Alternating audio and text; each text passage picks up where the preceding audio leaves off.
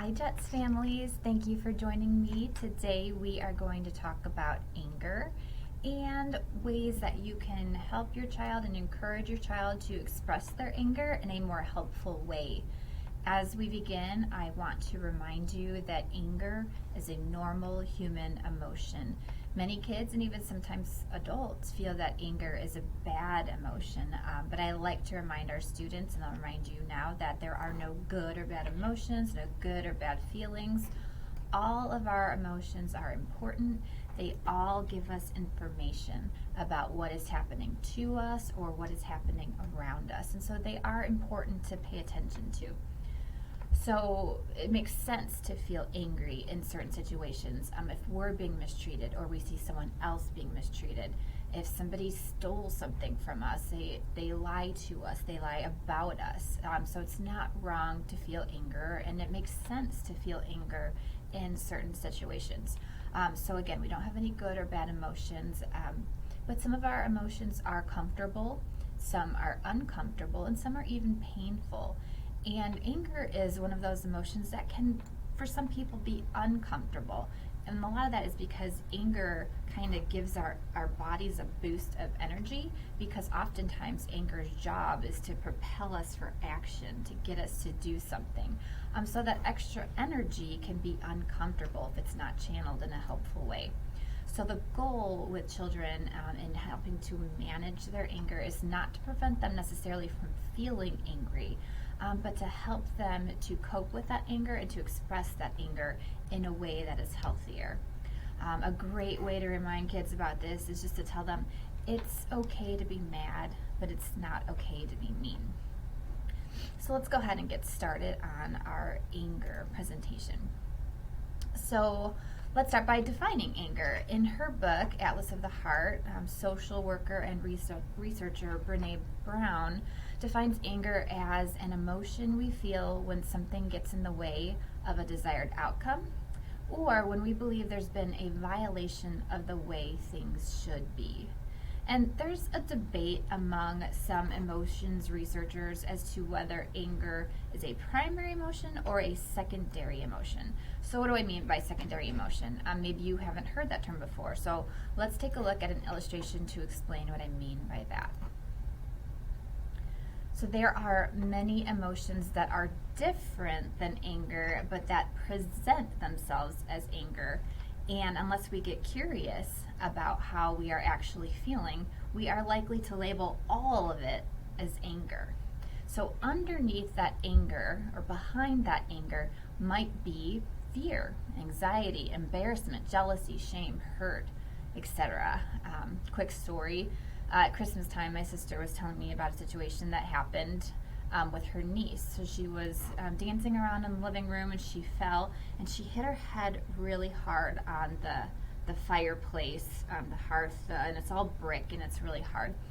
And when she got up, she was bleeding quite a bit from her head. And so my sister that was a very scary thing for her to see, and she kind of yelled at my niece, her daughter, and after the fact, as she was telling me about this, she's like, I felt really bad because I yelled, and Ava, her daughter, felt like my sister, her mom, was angry at her, and she wasn't angry. She was just really scared. It just came out as yelling. So in that situation, the primary emotion was actually fear, or being afraid, but it presented as anger. And this can happen with us. This can happen with our kids. So what we see might look like anger, and our kids might even call it anger, because a lot of our kids, their emotional vocabulary is still pretty limited. But oftentimes there is something else behind that or beneath that is creating what we're seeing as an anger expression. So our emotions create physical sensations in our bodies. We feel them. That's why we call them feelings. And emotion is just the label that we give to those different feelings. And that's why expanding our emotional vocabulary and understanding how these feelings show up in our bodies can be really helpful. When we can properly label how we're feeling, then we're able to get the tools we need to get the help we need to deal with and regulate and have control over that feeling instead of the feeling being in control of us. So the first step in that is just to get curious. What is the root of this anger? Where is this anger coming from? And could there be another emotion that more accurately describes what I'm going through or what your child is going through? There we go. Another helpful tool in managing anger is identifying our triggers. A trigger is simply anything that initiates an emotion in a person. So anger triggers are simply those things that initiate anger in someone. Triggers are unique to each individual, but as the saying goes, knowing is half the battle. So when we know that something triggers us, or we know that something triggers our child, we can be more prepared for interacting with that thing, for dealing with it, for knowing what to expect, and then having appropriate ways to respond. Some common triggers with kids are transitions away from something fun. For example, having to turn off video games, it's time to go to bed, maybe when it's time for dinner, if it interrupts something that they were doing that was enjoyable. That can definitely be a trigger. Being told to do something they don't want to do, go brush your teeth, put away your dishes, whatever. At school, somebody cutting in front of them in line, or any other perception of unfairness or injustice. Sometimes difficulty with schoolwork or homework, other kids being mean either to them or seeing it happen to someone else. And again, being triggered and getting angry isn't necessarily a bad thing. In many of these situations, I would find myself, getting angry or frustrated too. So our goal, again, isn't necessarily to not feel angry or not feel the feeling, but just to know how to take care of ourselves, for our kids to know how to take care of themselves when those feelings occur, so they can maintain self-control and make choices that are helpful for themselves and helpful for those around them. So how do they do this? How do we do this? How do we help our kids with their anger? The answer to that is coping strategies. So in the presentation on anxiety a couple months ago, I went into great length on various coping strategies for dealing with anxiety. And you'll see that there's a lot of overlap in these strategies. And if you missed that presentation, I would encourage you to watch or at least that section on coping strategies, because I do go into greater detail on some of them there. But the first coping strategy I want to talk about today is the same one that I started in the anxiety presentation, and that is slow, deep breaths, so our deep breathing. So this strategy is helpful for any uncomfortable emotion because of how effective it is. And because it does not require any other object. We're not dependent on anything or any location. Our breathing is always with us. We can do it anytime, anywhere, and people aren't even necessarily aware that we are doing it. And so one reason that breathing is really helpful to us is just because in times of anger, it's very stressful on our brain and on our body. And so our brains are signaling to our body that we're in crisis. And so we get that stress response, again, that fight, flight, or freeze response. And so when we can slow down our breathing, it sends a message to our brain that we're safe. When our brain feels safe, it tells the rest of our body to calm down and relax. And so one of the simplest ways to tell our body that we're safe is to slow down our breathing. And so, let's see here, there it is. So one simple breathing exercise I teach the kids at school is just square breathing. And that's just start at that star, and you breathe in for 4, and hold for 4, and then breathe out for 4, and then hold for 4. And that is just one slow, deep breath. And then you, obviously one breath may not be enough, but doing a few breaths and making this a habit and something that you just naturally start to turn to, that breathing can be a very powerful tool at helping to calm your body when it starts to feel angry or any other big uncomfortable feeling. Our next coping strategy is physical activity and movement. So the reason this is so helpful is because anger creates energy in our bodies. Again, its job is to try to propel us into action, and that feels uncomfortable, especially because maybe we're not in a situation where we can use that energy. And a lot of times then that's why we start to see aggression in some of our kids. It's just all that energy that's gotten into their body, and they don't have a healthy way of spending it or using it up. And so it comes out kind of sideways sometimes. And so, yeah, that might then look like shouting or yelling, kicking, screaming, saying things that are really hurtful in those moments of incredible anger. And that's just, again, because our brain gets really stressed and we start to lose control and we don't think before we act, and then we kind of lash out. And so it's just all that anger, all that energy needs an outlet. So it's kind of trying to teach our kids what are some of those healthy outlets for all that extra energy.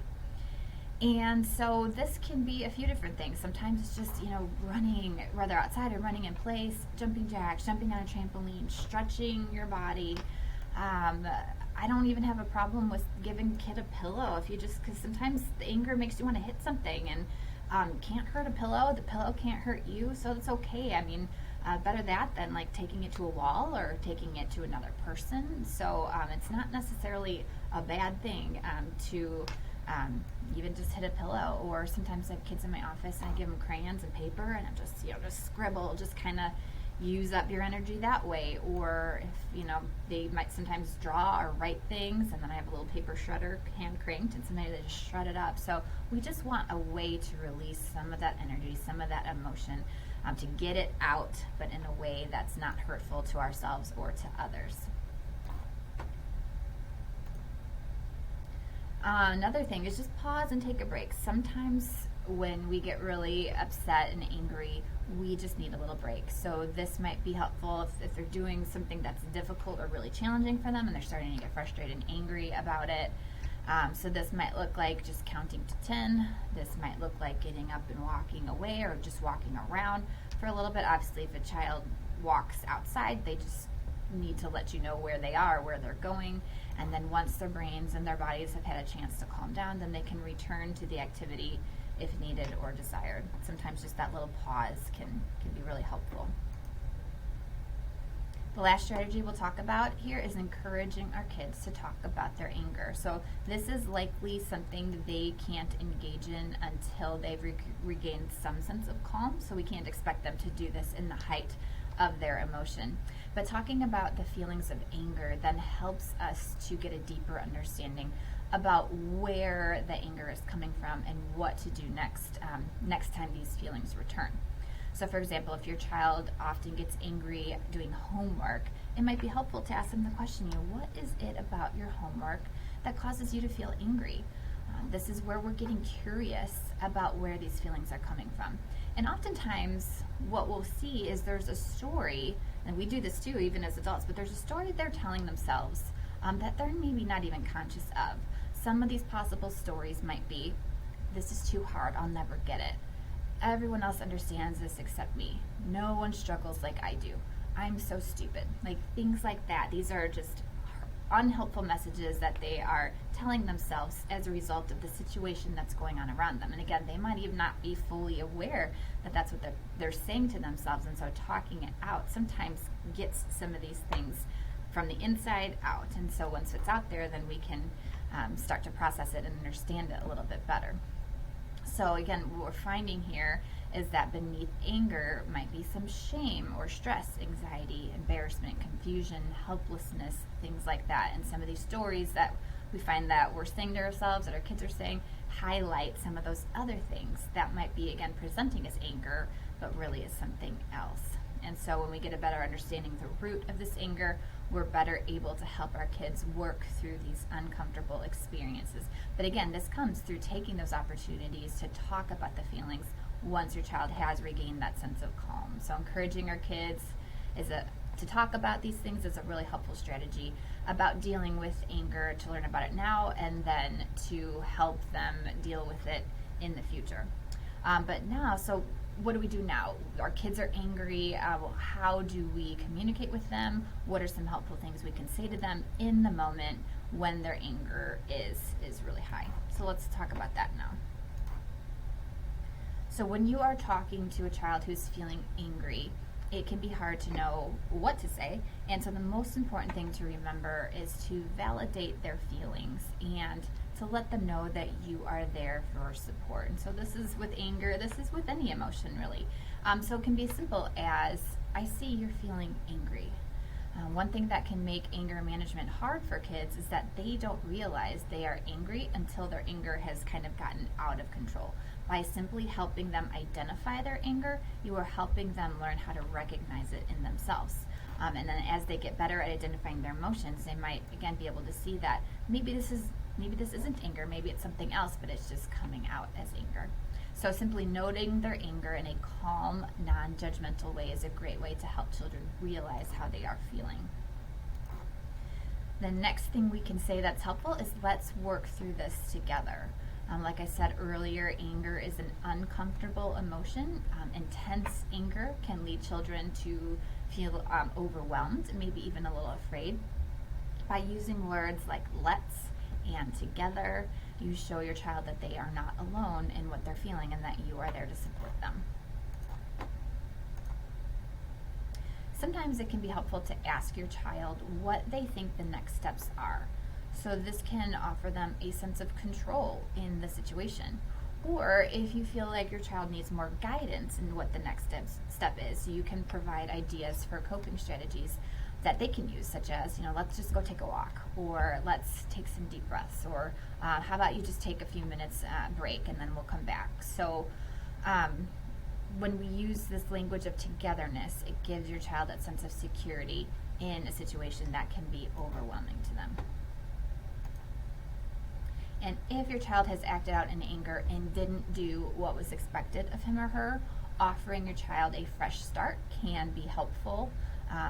A redo can be a great way to give your child a feeling of success after having made a poor choice. So just simply saying, let's try again. So if they spoke to you in a hurtful, disrespectful way, let's try that again. And just give them another chance to say, to do better, to speak to you in a better way. So just as there are some helpful statements then to say to our kids, there are also some things that are not as helpful to say, and we'll just spend a little bit of time on that now. So although an incident might seem trivial to us as adults, it's important not to diminish our children's feelings. So saying things like, stop crying, you're being a baby, those statements can cause your child to feel ashamed of the feelings that they're experiencing. Similarly, simply telling your kid to calm down might kind of highlight their inability to be calm in that situation, which can further cause feelings of shame and embarrassment.